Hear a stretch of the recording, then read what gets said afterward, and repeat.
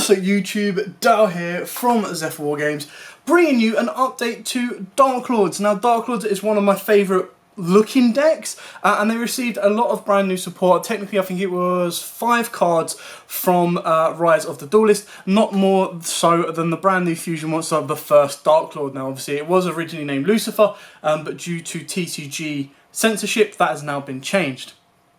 It is a very, very nice looking and very powerful boss monster. It does require you to run Morningstar, so that is the one downside to get the most out of it. Now I did do a 3-card combo previously, which I will show you again, kind of show you how to use and abuse this brand new card. But I've also added in a secondary engine into the deck to make it meta relevant in order to compete at the max level with your locals or even at a higher event. And I will go through every single card that I've chosen as we go through the profile and explain why we go the way we do. With that said and done, please smash the like button, hit the notification bell and subscribe so you do not miss out on any more awesome Yu-Gi-Oh content from us here at Zephyr Wargames. Now let's get on with this profile of Darklords. So for those of you who don't know, Darklords is of course the story of how Lucifer fell from grace. Very, very cool artworks, very, very kind of nice story and lore behind it as well, and a very, very fun and powerful deck to play. The issue is because they have so many high level monsters, they can tend to brick, which is why they received the nickname of Bricklords. Anyway, we start off with triple of the bad girl, and that is Darklord Yugioh. Beautiful card, very, very powerful card as well. So you can discard this card and one Darklord card to draw 2 cards. During your player's turn, the same as all the other more recent Darklord monsters, is you can pay 1,000 life points, target a Darklord spell or trap in the graveyard and apply that target's effect, then shuffle it into the deck. You can only special summon Yugioh once per turn, and you can only use this effect of Yugioh once per turn. Now one thing to mention early on as well is all of the Darklord spells and traps say you can only activate this card once per turn. So when you're spinning it back into the deck, you're not actually activating it again, you're applying the effect in place of Yugioh's effect or the more recent Darklord effects. So you're technically not activating that card again, you're activating the effect again. We'll then play triple Darklord Nasten. Again, these are kind of your big boss monsters that you need to play max out on, because they're the ones that help you get out of the hand, and then they have the effect of paying 1,000 life points to spin stuff back. So Nasten is discard 2 other Darklord cards to special summon this card from the hand, and then during either player's turn you pay 1,000 life points, target a spell trap in the graveyard, spin it back into the deck and apply the effect. Now obviously Nasten is a little bit more costly because he doesn't replace himself or the card that he sends. But the idea is with Nasten you kind of want to send your Darklord spells and traps to then apply them and then start to regain your advantage. Triple Darklord Superbia, probably the most important of the older Darklord cards. It is a when effect, so literally if you are to apply the effect of contact from the graveyard, he will not come back, bring another monster back with him. But if you are to activate contact out of just general, he will be able to revive another one. So when this card is special summoned from the graveyard, you target one fairy type monster in your graveyard, accept himself and special summon it. So the idea is, the best combo is this and Yugioh, send, draw 2, and then contact, bring this back, bring back the Yugioh, and off you go. We've then got double Darklord Ukobuk. Now, I'm only playing this at 2 because we do play one of the brand new one, and that is Crapsicus Darklord. Now, I'm not playing the other new card we get. I'm just going to try and find it right here. I believe it's Indulged Darklord. They do look familiar. They are the girls that are on the side of Solemn Judgment and Warning and stuff like that as well. But the reason I'm not playing the other one, yes, the other one is a nice little rotor, but because of the other engine I play within this deck, I'm not relying heavily on the searchability of my Darklords. I'm actually relying on the power play of my Darklords, and then they're going to be backed up with the other engine that I'm playing within this deck. If you are going to play a pure Darklord, you can put Indulged. And another little tech you can do if you do put Indulged and combo off with the engine, is you can actually start making more super poly targets, and I'll show you that when I get to it in a second. So Ukobuk is basically, if it's normal or special, you Foolish Burial a Darklord card from your deck. So you can send the new trap, and part of the combo is that you summon out Ukobuk from your deck off of Morningstar, and then Ukobuk will send the fusion trap from your deck to their graveyard. One Testicular Poker, you can actually cut this. The reason we've got this in here is if a Darklord monster or monsters you control would be destroyed by a battle card effect, you discard this card instead, and then it does have the same effect of paying 1,000 life points, spin a card back. You are only playing it at 1. It is a little bit difficult to get out itself. You will need to special summon it off of like Superbia or bringing it back via another effect, which is why it's only at 1. We've then got the 1 Darklord Umdusk. This is a little bit easier to kind of deal with. So this one you can probably keep a lot more than the Teska, and you can probably cut the Teska if you want to. We are on a 42 card deck at current, so there are 2 cards that I would cut, and it could be the Zorato and the Teska. Are probably the first 2 you probably go, all right, we don't need to rely on those heavily. Umdusk is you can discard this card and 1 Darklord card to target a Darklord card in your graveyard and add it to your hand. So that allows you to recycle some of your cards, whether it be Contact, whether it be Banishment, anything like that. And that is why it's a little bit more useful. And it is a nice 2800 defender that can use the pay 1000 life points, spin a card back effect. And then the last Darklord monster we play, of course, is Darklord Morningstar. We want to get the most out of the Darklord, or the first Darklord. So it can't be special summoned.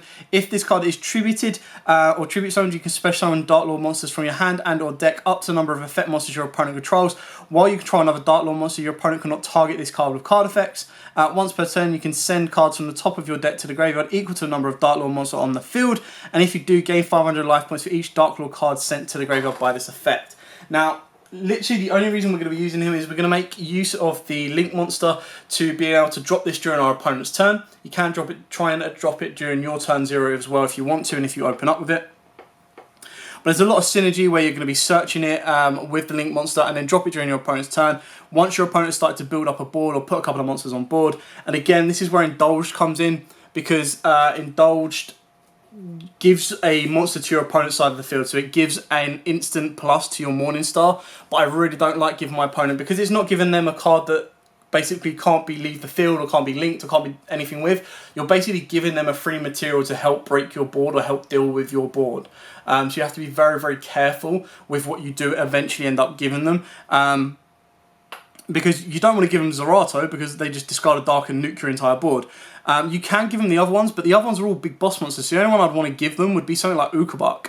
And even then, like, you're still giving them monsters that they can either link away, that they can XYZ with. They can do pretty much anything with. So you've got to be very, very careful. And that's kind of why I've tried to stay away with Indulged with this additional engine. So the additional engine, if you haven't guessed it by now, is of course Dogmatika's. Now, the reason this actually synergizes quite nicely with the deck is because the deck doesn't have to rush through the extra deck. So the extra deck is quite free. So the way this works with your Darklords is literally you get the Link 2 on board. That's where Ecclesia can start making her presence known. Then you've got Maximus to back you up. I'm only playing Maximus at 1. So I've got double Philidius and a single Maximus. So Philidius gives me another form of disruption and is actually a little bit more consistent in this build. Whereas Maximus, because I'm not linking up and then linking into the Link 2, you don't need to really worry too much about it. So the way this is kind of going to work, or the way that I technically play this version, is I would Victorious would actually, this 9 times out of 10 on this particular build, search me out the punishment, because it's more defensive, and then I'd like to have had the Titaniclad in the graveyard for the Philidius, whichever way you kind of need to. You don't want to rely on Maximus sending it, and it is kind of the weak spot right now of the Dogmatika engine, which is why I'm only playing it at 1. Onto the spells, we've got Triple Banishment. Of course, this is the add a Darklord card from your deck to your hand, so technically you get to add 2 for the cost of paying 1000 life points as well and spinning this back in. So this is part of the free card combo in order to get everything moving, just because it gets you that missing piece that you might need. Triple Contact is basically like your Monster Reborn or a double Monster Reborn should you bring back Superbia with its normal effect. And then its spin back effect is going to give you a 3rd revival. So very, very consistent and allows you to build your board back up as well. Trill Call by the Grave, because you want to make sure your Ixchel resolves, you want to make sure that your Nadir's Servant resolves, and you pretty much want to kind of get everything moving as best you possibly can. Triple Forbidden Droplet is a Darklord card after all, so you send any number of other cards from your hand and or field to the graveyard, choose that many effect monsters your opponent controls, and until the end of this turn their attacks are halved. So it gives you a defensive play, an offensive play, and it allows you to send stuff to the graveyard. Now I know you do send a lot from your hand, you have to be very, very cautious of what you are sending, but this can also help you put your traps into the graveyard to set you up and line you up for your effects on board play as well. An alternative to Droplet, if you don't want it, is you've got Imperms, but you can also play Souls, Magician's Souls as well, to kind of help send your dead spells and traps, because the worst thing about the Darklord spells and traps is you only play ones of them, because you never actually want them in your hand. Their on-field effects are great, but it's always at a high cost. You'd rather pay the 1,000 life points than actually pay their normal maintenance costs. So you want to make sure that they go into the graveyard more times than not. You could play Foolish Bearer of Goods, but the times that you're sending them, you don't want to just send them from deck. You want to be able to send them to get an additional effect off. So send them with Yugioh to get the draw, send them with Nasten to get the summon. So you want to make sure you're getting the most out of them as best you possibly can. Triple Nadir Servant, we all know how important this is. I mean, it locks you out of the extra deck, but it really doesn't matter. So the best thing about the synergy between the two of this is if you were to Nadir Servant and Nadir Servant into your Dogmatikas, you can then do your Darklord plays after that. But you can also use your Darklord monsters to bait out your opponent's cards so that your Nadir Servant goes through, because your Nadir Servant straight away gets you into a window lock during your opponent's turn, which is incredibly powerful. For the Darklord traps, we've got the one of the brand new Uprising, the one Rebellion, and the one Sacrificed. I did take out the other one purely because it's not really got as much usage right now to me, so the enchantment, and these are probably the 3 more powerful ones. This is literally only in here because the artwork's amazing for starters, but for the fusion summon. So the fusion summon of this is you send one Darklord monster from your hand or face up from the field to the graveyard. You fusion summon one Dark Fusion monster from your extra deck, so you don't actually have to fuse your first Darklord. Using monsters from your hand or field as fusion material, then you gain life points equal to the original attack of the monster sent to the graveyard. Now, obviously, if you were to spin this back into the deck paying 1,000 life points, you don't send the Darklord, so you don't gain that life point. However, just by sending it back, the idea is you're going to get into this guy during your opponent's turn with a Lucifer Morningstar, and you're going to clear their entire board off. So whether this is the first thing you do and then you back it out of the window, or whether it's the last thing you do and you just clear your opponent's board outright, it's a very, very powerful play. Rebellion is basically a non-target destruction effect, and the Sacrificed is a non-target negate the effects of one monster on the field. So, and if you do, you gain life points equal to its attack. So, for example, if your opponent was to go Halley Firebrax and you knew either spin this back, paying 1,000 life points, you're going to gain 15. Or if you just activate it outright and send the Darklord monster from your hand or face up from the field, you're going to gate. And then if you do use the first effect to send, you're technically going to end up getting 2 negates, because as long as you've got a Darklord on board, which is going to be Nasten, Andusk, Teska, or Yugioh, you're going to be able to pay 1,000 life points and negate another one. So you do actually get to gain quite a bit off of the Sacrifice, which is really, really cool. And then the last 2 traps, we've got the one Dogmatika Punishment and the one Schism. Schism, of course, is part of the Dogmatika engine that leads you into your window, and then the Punishment is a very, very cool card that gets to send from the extra deck to pop a card, and you're going to send Unts, so you're probably going to end up popping 2 cards. It does lock you out of the extra deck until the end of your next turn, but by the time you flip this, you should have already played your window, you should have already played your first Darklord, you shouldn't need to go into your extra deck, you've got an insane amount of boss monsters on the board to off you go, and you can kind of play it from there. The one thing you've got to be very, very cautious of on this is you can fill up your board quite quickly. So part of the 3-card combo actually ends your board with, if you include the Dogmatikas that you put on, so the maximum Dogmatikas you're going to put on the board without Philidius is going to be a Victorious plus a Maximus. Your board will then be a Morningstar plus the brand new one and the Link 2. So already, by doing that play, you've only got 1 space that you can play around with. So you would be bringing out your Darklord, your Morningstar, and going from there. But what you can do, because you can tribute summon fairy monsters that require 2 tribute by banishing 2 monsters from your graveyard instead, you could actually sacrifice one of your Dogmatika monsters to bring out your Morningstar during your turn, because it doesn't need 2 fairy monsters. So you can use the brand new, for some reason my PC wants to keep buzzing at me, so that should have been muted. There we go.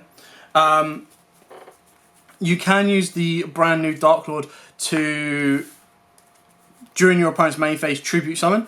So your Capricus of the Darklord, basically during the main phase, quick effect, you activate this effect, tribute summon 1 fairy monster face up. So once you've used your Victorious, and Victorious has got you what you need, and once you've used your Maximus, and Maximus has got you what you need, you can then use them as fodder. So you don't even need to banish from your graveyard, which means if you're able to go Morningstar, get more monsters, and then off you go, you can really, really gain a huge amount of advantage that your opponent just is not expecting. And that allows you to keep your graveyard intact and kind of move plays further forward from that as well. Moving on to the extra deck, of course, we've got the one of the first Darklords. Now, I was going to play this at 2, but I was kind of like, it's not as fluent to make 2. So I'll show you with the rest of the extra deck, like the variations that I've got to kind of show and understand and kind of explain why I've had to do it the way I've done it. So the other cards are the Almirage into your Gardener, because if you were to brick with an Ukobak or, of course, the Capricus, you can use both of those cards to go into the Almirage and secure Gardener, which then unlocks your entire Dogmatika plays as well. You don't have to play it, you can take these out if you wish. For, of course, the rest of the Darklord monsters, we've got Triple Condemned. Probably don't need 3, you probably cut this to 2 to be totally honest, but it is your most important Darklord card in the extra deck. It basically, you can tribute summon fairy monsters that require 2 tributes, so your Morning Star, by banishing 2 monsters from your graveyard instead. It's still treated as a tribute summon, so obviously you do need to have the ability to normal summon that monster. You can discard 1 card, take 1 Darklord monster from your deck, and either add it to your hand or send it to the graveyard. So it gives you that rotary, it gives you that search ability. And then during the end phase, gain 500 life points for each fairy monster on the field. So again, you're probably going to gain a K during your end of your first turn, and you're just going to start to maintain or regain the life points that you're spending by spinning stuff back. And then we've got a rank 8 engine. So the rank 8 engine is literally number 97, number 100, and number 38. So you've got your offensive and defensive option. But if you actually looked, or you actually know that the Philidius is actually a level 8. So Philidius actually helps you make your rank 8 plays during your next turn, because your Philidius and your like Superbia can be used to make the rank 8. And then the idea is, if you need to, and 9 times out of 10 you might not even need to, it's just an option. If you go first, you can go into the Hope 100 for defense. If you're going second, you use the this to go into your number 100. And instantly your number 100 is going to have a crazy amount of damage on board. And then you're going to back that up with the first of the Darklord that's cleared your opponent's board. And you're going to back that up with any of your Dogmatikas that are still left on board as well. Then for the Dogmatika, kind of, you just want to send these to grave and summon them out. Extra deck, we've got the Al Capone, Winder, Construct, Double Unst, and the Titaniclad Ash Dragon. So the best thing about this, because you're playing the Dogmatika engine, is this is one of the very few decks that can actually use and abuse the whole Nova into Macabre in the matchup against Dogmatikas if they wanted to. And it's very, very important, very, very powerful, and naturally you can just run them anyway. If you want to go more pure, or the little tech that you can do is you can put the Fallen of Albaz in here, and you can also use the Trish Fusion Dragon, you can also use any of the Starving Venoms, because right away, if you do play the Indulged, you're going to give your opponent a Dark Monster, and then you can start using and abusing that card as well. And that's where, if you're going to go more pure, that's the route I would probably go. I'd probably go more Super Poly focused to kind of try and clear boards apart, get an additional search, and move it that way. And that is it for the profile. I'm quickly going to zoom out and show you the 3-card combo. You will need a few more extensions depending on, and you will need to control your opponent's board a little bit better as well. So, for the 3-card combo, what you need is you need any kind of arrangement of these 4 cards right here. So any arrangement kind of works as long as you have the ability. You do need 3 of them. It is a 3-card combo, but your opening hand is of 5, maybe even 6 if you're going second. So the idea behind this entire combo is literally that you want to get your Darklord, Morningstar on the board during your opponent's turn, get even more monsters out of your deck, and then kind of play it and use it and abuse it that way. Now, of course, do keep in mind that the way this kind of operates is very specific, which is why it's not why we've not gone all out on it. This is why we're not playing freeze of everything to get to it. We're using our generic cards that we're already going to play, and then the other components of the combo we are going to be using as one-offs that are going to help you get there should you need to, but they can also have other utilities within inside the deck. So, what you want to do from here is we're going to go with Banishment, because Banishment can then technically search out any missing piece. So these are the 3 cards you need. Banishment searches you out the missing piece that gives you the consistency, and it does need to be in deck because you do need to spin that back, paying the 1,000 life points to get you where you need to go, which is very, very important, very powerful, and that's the whole idea behind it. So, okay, what we're going to do from here is we're actually going to be able to go, give me 2 seconds. Okay, so you're going to keep your contact. you're going to use your Yugioh and your Superbia, you're going to send those to grave, you're going to get 2 random cards. So as long as these aren't cards we need, you're going to get 2 random cards, so they're going to be in your hand, which is nice and easy. And then you're going to play the Contact, and you're going to bring back your Yugioh, and you're going to bring back your Superbia. You're then going to use Yugioh's effect to spin the banishment back into the deck, with your Contact still being, now being in the graveyard. The banishment is then going to let you add the Capticus, because this is the card that you're going to normal summon. So what you're going to do from here is you're going to link these 2 together, your Superbia and your Yugioh, and you're going to go into the Condemned Darklord. Now, if you wanted to, you could normal summon the Capticus by banishing one of the fairies, but you actually need them in the graveyard, so don't rush to do that one just yet. Now, obviously, you're going to have 2 cards in the hand, so you can ditch one of these cards, however you want to do it, just as long as you're going to get yourself into the Morningstar. So you ditch this, get the Morningstar. Straight away, you've searched out one of the biggest bricks in your deck, but one of your most powerful plays. You're then going to pass your turn. Now, keep in mind, you're going to have the ability of technically having, you know, at least 3 more cards. So if these 3 more cards are further extenders, if they're further searches, if they're Dogmatikas, you're going to be able to build your board up even further and even more powerful and have more interruptions. So again, it really depends on what else is sitting in your hand, from what else you're going to go through. And you know, you've got the Yugioh Darklord, you're playing everything at 3, the consistency is there, that's kind of why you want to go for it the way you do. Then what you're going to do is you're going to pass, you're going to go to your opponent's turn, so your hand is going to be like this. You're only going to have these 2 cards, if you've got any more, happy days. During your opponent's main phase, you're going to let them get 2 monsters. Now, they need to get 2 monsters on the board to get the full effects out of this combo. So they're going to get 2 monsters on the board, you're then going to use the Capticus's effect. Now, the Capticus's effect is during the main phase, you can activate this effect to tribute summon 1 fairy monster. You're then going to use the Condemns effect to banish the Yugioh and the Superbia from the graveyard straight away to allow you to bring down your Morningstar. Your Morningstar is then going to trigger to get you 2 cards from the deck because your opponent controls 2 monsters. So you're going to bring out your Darklord Ukobok and you're going to bring down your Darklord Nasten. Now, Ukobok's effect is going to go off to send the Darklord Uprising from the deck to the graveyard. Your Nasten effect is then going to go off to send the Darklord Uprising back to the deck at the cost of 1,000 life points to then fuse with the board. Now, fusing with the board, you're going to use your Morningstar upright straight out of the way, and then it's entirely up to you on what else you want to do.